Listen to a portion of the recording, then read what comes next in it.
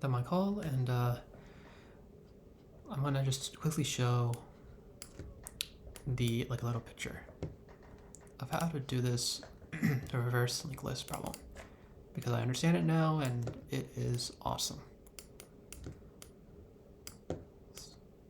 So I mean, you already seen what I was trying to do in the last video. And this one, we know that at the beginning here we have a null. Oh.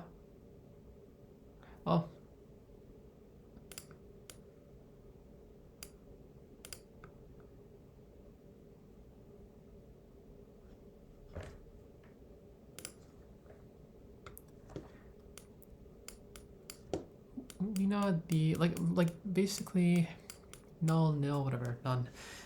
At the end of the linked list, there's just like nothing, right? Nulls. That's just something to consider. And what I was trying to do was, what was I trying to do? I was adding it to like a list and trying to create a linked list from there. I'm curious as to why it wasn't working. I might like put into ChatGPT and see why it wasn't working.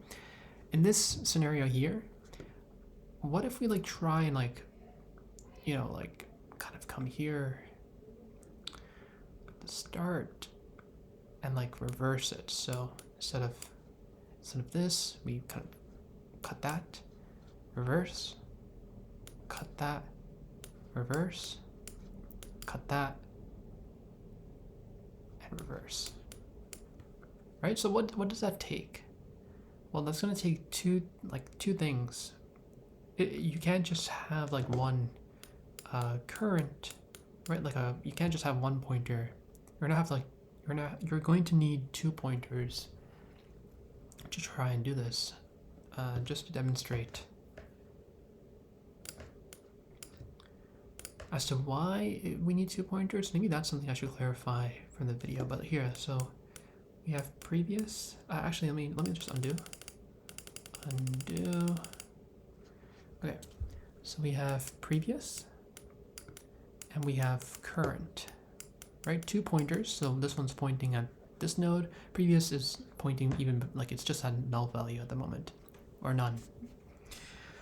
What you want to do is first of all cancel that and just point it over there, right towards the null.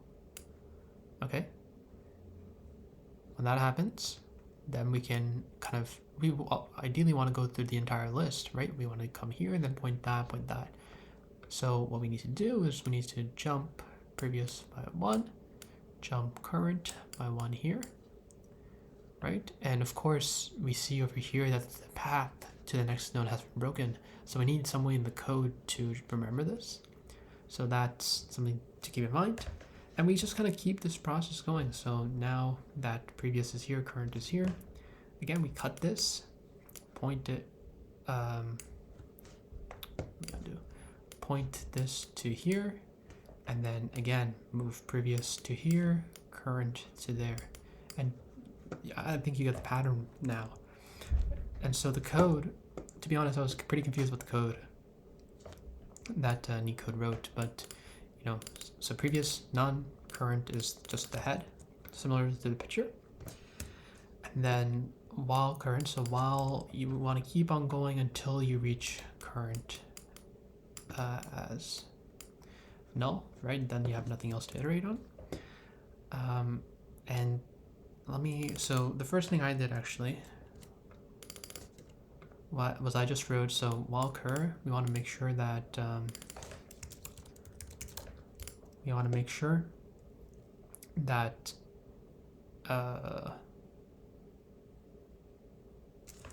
hold on. I think it was like this. Yeah, okay, there we go. So we were iterating.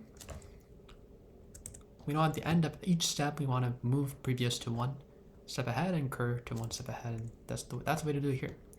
Okay, previous to cur to cur.next. Then the next step, how do you actually move the pointer? Right? For that, we see here, So this pointer was pointing to this node here, and now it's pointed to null. And you'll see null is actually equal to previous. So what you want to do is this pointer, this is the cur dot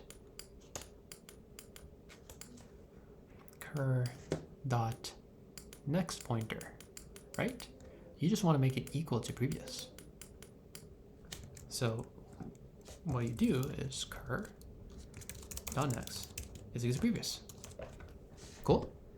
Now immediately you'll see that doing this overwrites the cur dot next value. So you've broken this path. So what you want to do is just keep a reference to that path, like a temporary variable. And then you got to make sure that just when you're moving on to the next step, you just change it like that. And if I submit, yeah, cool. There we go. So just want to explain that beautiful explanation, that beautiful code written by Unicode, now that I understand it. All right, bye-bye.